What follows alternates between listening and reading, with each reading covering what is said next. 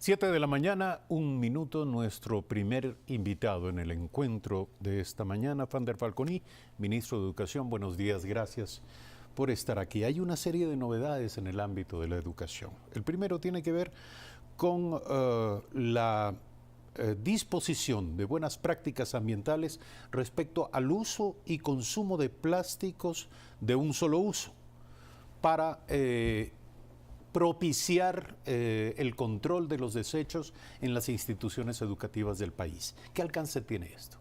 Eduardo, buenos días y un gusto estar en su programa y siempre revalorizando el rol que tiene la educación en el país. La educación construye capacidades humanas, es lo más fundamental que tiene una sociedad, le vertebra, le ayuda a cohesionarse y a salir adelante. En efecto, nosotros tenemos una visión bien clara de que la educación debe estar sustentada en valores, y uno de esos valores es el valor ambiental. Desde esa óptica nosotros hemos implementado un programa que se llama TINI, que es un programa de conservación, de uso, de reciclaje, que además tiene la ventaja de ser optativo, no es obligatorio en nuestras unidades educativas. Y para tener una idea de la magnitud de este programa, de las 13.000 unidades educativas aproximadamente que tiene la oferta fiscal, tenemos ya instaurados 10.000 TINIs, es decir, espacios verdes de conservación, de uso de materiales, de reciclaje, jardines verticales, bueno, una cosa lindísima, lúdica, donde se generan procesos de enseñanza y aprendizaje. ¿Por qué algo tan bueno no es obligatorio? Porque creo que ese es el punto. Cuando uno obliga a hacer algo, creo que desincentiva. Cuando es optativo, se genera una metodología adecuada, en este caso propiciada por un investigador peruano que se llama Joaquín Leguía, con el apoyo de la UNESCO. Propiciamos los materiales adecuados, entonces se genera esa cohesión en el sistema educativo. ¿Pero quién debe decidir cuándo se implementa o no en un centro educativo? Las propias unidades educativas. Y es maravilloso ver cómo los propios chicos, los profesores, generan esa iniciativa. Y tenemos ahora en el país TINI, que tienen en algunos casos casi 10, 15 hectáreas y en otros casos un jardín vertical que se le ha ganado al cemento en aquellas unidades educativas donde no poseemos espacios verdes. ¿En qué consiste exactamente la actividad en torno a estos centros? Ganarle un poco el espacio verde a la unidad educativa, sembrar plantas, por ejemplo, un árbol, una planta medicinal, hacer una actividad relacionada con el medio ambiente, procesos de reciclaje en las unidades educativas, prácticas innovadoras alrededor de los temas ambientales. En ese contexto educativo nosotros propiciamos una norma regulatoria dentro de las capacidades que tiene el Ministerio de Educación para normar el plástico que tiene un solo uso, es decir, el plástico que se desecha en cientos y a veces miles de años y a veces que no se degrada, para que evitar esto en las unidades educativas. Es decir, por ejemplo, los sorbetes, las tapas de los envases plásticos. Nuevamente, ¿esto es optativo o obligatorio? Esto ya es obligatorio. Esta es una norma regulatoria que va para todo el sistema educativo, incluyendo el sostenimiento privado, fiscomisional y municipal del país. ¿Y en qué consiste exactamente? ¿Cómo involucra, implica, genera participación en los miembros de la comunidad educativa? Hace aproximadamente 3 semanas con el ministro del Medio Ambiente y secretario nacional del Agua tuvimos la oportunidad de estar juntos en un evento de conservación y de recogida de material desechable en las playas ecuatorianas. Es una calamidad lo que está sucediendo en general en el planeta. Se habla de la cultura del plástico, estamos inundados por plástico. Esa es parte de la civilización occidental y del modelo de consumismo, y creo que debemos propiciar un granito de arena. Hay en ambiente, se dice que hay las éticas geopolíticas, las éticas nacionales, pero también la ética individual, y el sistema educativo puede dar una gran lección en ese sentido, prohibiendo este plástico de un solo uso, por ejemplo, envases desechables que tienen solo una utilidad de un solo momento, pero como decía, tardan cientos, miles de años en degradarse, a veces no se degradan nunca y que están contaminando nuestro planeta. De esa manera generamos un proceso de educación ambiental y también normamos un aspecto esencial en las unidades educativas. Es del todo responsable, pertinente, no tiene discusión el tema, pero yo tengo la preocupación de cómo esto influye en la construcción de un carácter entre los estudiantes del sistema educativo. Ellos son parte, por ejemplo, del sistema de recolección de basuras. ¿Recogen ellos las basuras que generan? Se recoge, se limpia el aula ahora en las unidades educativas al salir de las clases, se genera estas conductas ambiental, participan en estas actividades como el cuidado de los jardines ambientales, de estos espacios TINI, Tierra para Niñez y Nuestra Adolescencia, que tiene un concepto ambiental, es decir, se generan y se propician los valores ambientales.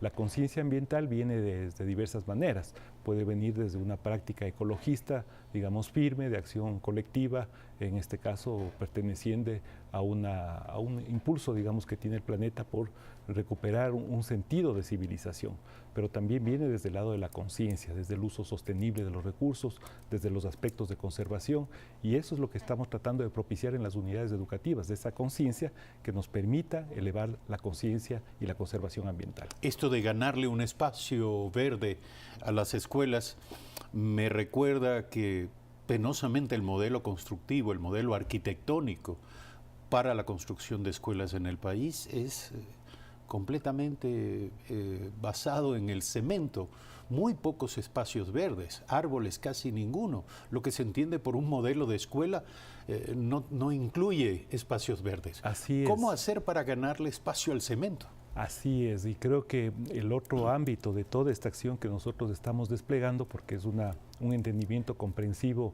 cabal de lo que está ocurriendo con la estandarización, con la infraestructura y también con el modelo de vida finalmente que estamos llevando, es generar un nuevo concepto de infraestructura educativa. Es cierto que la infraestructura estandarizada tiene unos costos importantes positivos, que es justamente producto de la estandarización, la reducción de esos costos. Es decir, si tenemos moldes, digamos, unidades educativas únicas, es mucho más fácil construir, pero atentan también contra la diversidad cultural y contra la diversidad territorial que tiene nuestro país. Por eso es importante tener varios tipos de tipología constructiva que obedezcan finalmente a un modelo pedagógico, en este caso constructivista. Es decir, detrás de toda esta discusión se encierra una discusión de hondo calado que es la pedagogía con la cual estamos enseñando a nuestra niñez y adolescencia. La infraestructura finalmente refleja ese, es el síntoma de una situación más profunda que tiene que sostenerse en la creación de espacios abiertos, en la ruptura de esos espacios físicos que a veces nos mantenían cerrados y no permitían que tengamos una apertura en los procesos educativos o incluso el rompimiento de esa clase, de la llamada clase magistral, donde alguien se para a enseñar con actividades mucho más participativas alrededor de los espacios constructivos en términos de nuestro proceso educativo. Hablando de romper paradigmas en la educación, y quisiera abordar el tema de la agenda educativa, de la Agenda Nacional de Investigación Educativa. Pero antes de llegar a ello, se lanza esta campaña llamada Los Superprofes. ¿En qué consiste? La campaña consiste en un conjunto de videos educativos. Yo le invito a la ciudadanía porque están en acceso público. Es una campaña conjuntamente con UNICEF. Hemos propuesto 12 piezas comunicacionales bastante cortas, donde se le referencia al profesor como actor fundamental en la protección y prevención en materia de violencia educativa. El profesor en una sociedad es un referente social, igual que los médicos, igual que los deportistas. El mensaje que da un profesor es sumamente importante. ¿Y cuál es el mensaje que está dando el superprofe en estos videos? Primero, un mensaje de información.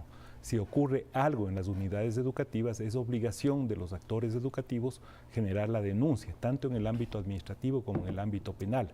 Y además, esa referenciación que hace el profesor, su buen ejemplo, digamos, es un punto neural para que la juventud se sienta identificado y la niñez con esa profesora o profesor. Pero básicamente los mensajes están dirigidos a modificar, enriquecer el comportamiento de los profesores. Exactamente, son 12 piezas comunicacionales que le ponen al profesor en el primer ángulo de la política pública, dando mensajes positivos, en algunos casos con testimonios fuertes, incluso de una profesora que fue víctima de violencia sexual, y creo que su ejemplo de la denuncia, su ejemplo de haber inclinado por el magisterio para sus prácticas emocionales y educativos, es un ejemplo para todo el país. Yo les invito a ver estos videos y esta campaña que creo que llega a lo profundo del corazón. Son las 7 de la mañana, 10 minutos, se nos agota el tiempo, pero tenemos temas. Está próximo a ser presentado el informe de la Comisión AMPETRA. ¿Qué expectativas tiene el Ministerio? Ya se presentó el informe final de la Comisión AMPETRA el jueves de la semana pasada en un acto público en la Asamblea Nacional. La presidenta de la Comisión Ocasional AMPETRA, que fue creada por la Asamblea Nacional, hizo una alusión en el Día de la Niña. Estuvimos presentes en la Asamblea Nacional.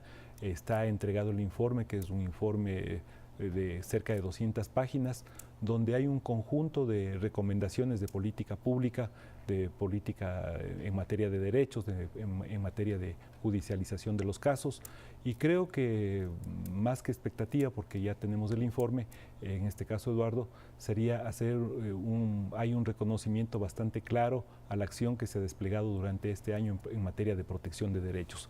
Se valora lo que se ha hecho en materia de restitución de los mismos, se plantea que el Ministerio de Educación ha tenido un programa firme de cero tolerancia, de reaperturar casos que fueron negligentemente archivados. Yo le recuerdo a la ciudadanía, aprovechando este espacio, que en forma personal los personeros del Ministerio hemos ido a dejar 734 denuncias en la Fiscalía General del Estado de casos que fueron negligentemente procesados desde el año 2014 hasta el año 2017. Se reconoce las intervenciones que hemos hecho en las unidades educativas. Hemos tenido 1.215 auditorías, hemos tenido 13 intervenciones en las unidades educativas. Se reconoce nuestra política de acompañamiento a las víctimas. Yo creo que es un informe que toda la ciudadanía debe leerlo, y creo que va a ser objeto de mucho debate, no solo en estos días, sino a futuro en el Ahora, país. se ha comenzado a hablar de la creación de una comisión de la verdad, porque no todo está dicho, no todo está investigado, exacto. La verdad todavía no aflora. Eso plantea el informe final de la Comisión AMPETRA, recomienda. ¿Qué opina el Ministerio? Yo estoy de acuerdo, creo que hay más de 7,000 casos. Recordemos que no todos los casos se producen dentro del espacio educativo. De hecho, las denuncias que tenemos nosotros en el sistema educativo, el 55% ocurren fuera de los espacios educativos y obedecen fundamentalmente a denuncias de parientes cercanos a las víctimas.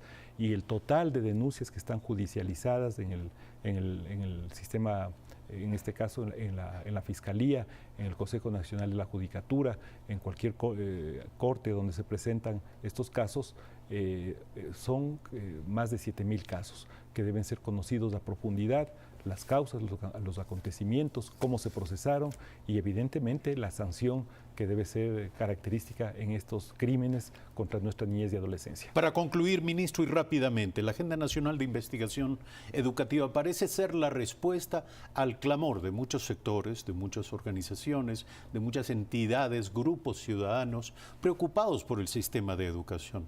Usualmente el sistema de educación era una especie de ámbito cerrado, en torno al cual no se podía discutir mucho más que hacer una que otra propuesta con la esperanza de que ésta sea escuchada. Ahora parece haber una Agenda Nacional de Investigación Educativa que significa abrir las puertas a la innovación, a la discusión, a la circulación de nuevas ideas. Exactamente, es abrir las puertas a la innovación, a la creatividad y también a la evaluación de la política pública. La política pública tiene que estarse evaluando constantemente sus programas educativos. Por ejemplo, las llamadas evaluaciones de impacto, ¿funcionan o no las unidades grandes estandarizadas? ¿Funcionan o no los programas de alimentación escolar en términos de logro, cobertura de matrícula?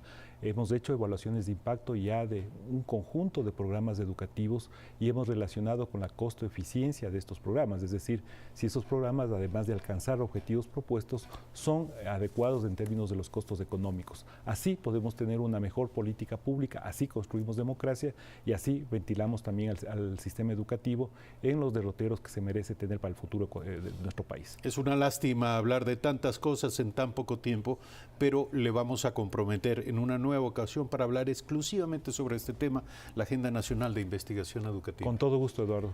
7 de la mañana, 15 minutos. Fander Falconi, ministro de Educación, esta mañana aquí en Primera Impresión. Brevísimo corte. Cuando regresemos estaremos dialogando con Diego Chimbo, abogado defensor de los agentes Raúl Chicaiza y Jessica Falcón. Ya volvemos.